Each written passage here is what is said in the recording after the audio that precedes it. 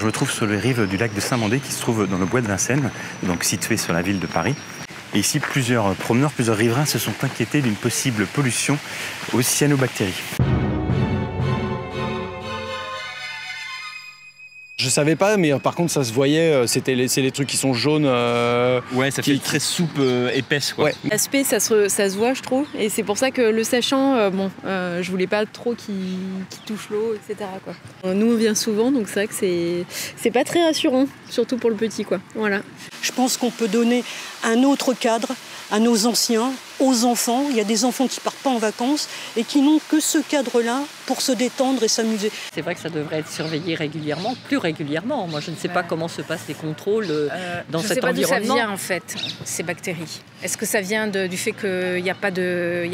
Enfin, c'est des vases clos, donc ça prolifère. Pas suffisamment de courant. Alors du côté de la mairie, on explique ces cyanobactéries par le réchauffement climatique, la chaleur, mais c'est un petit peu plus compliqué que ça.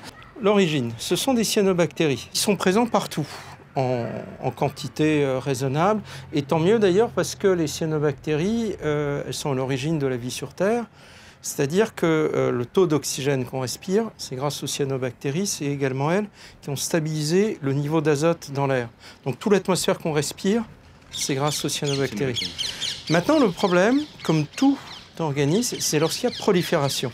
Quand dans un lac comme ça, un plan d'eau, il n'y a plus de renouvellement d'eau, les nutriments finissent par se concentrer, c'est-à-dire l'azote, le phosphore, et d'autant, donc cet été quand il y a eu des orages, tout a ruisselé, et s'il n'y a pas d'obstacle, comme ici, tout finit dans le lac.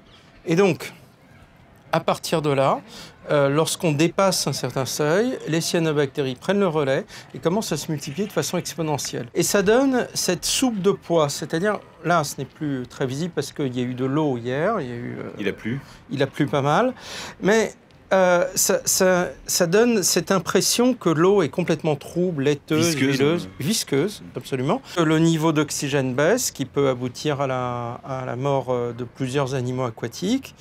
Est-ce qu'on peut continuer un peu en marchant? Oui. Alors, les cyanobactéries fabriquent ce qu'on appelle des cyanotoxines. C'est un rejeté métabolique. Alors, quand elles sont présentes sous forme de millionième ou de traces, il n'y a aucun problème. Mais lorsque leur présence est multipliée par plusieurs milliards, eh bien, l'accumulation de ces cyanotoxines pose problème. Et ces cyanotoxines, elles attaquent le système nerveux, elles attaquent le foie.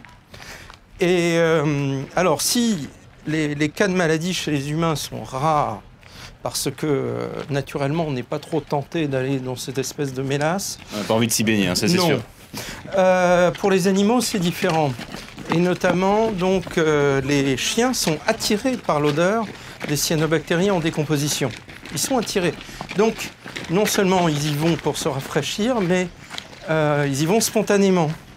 Et c'est un vrai danger pour les chiens? Ah oui. En revanche, chez les chiens, on a chaque année en France, on a plusieurs dizaines de chiens qui meurent d'intoxication aux cyanobactéries, sans parler de tous ceux qui finissent malades avec des frais vétérinaires.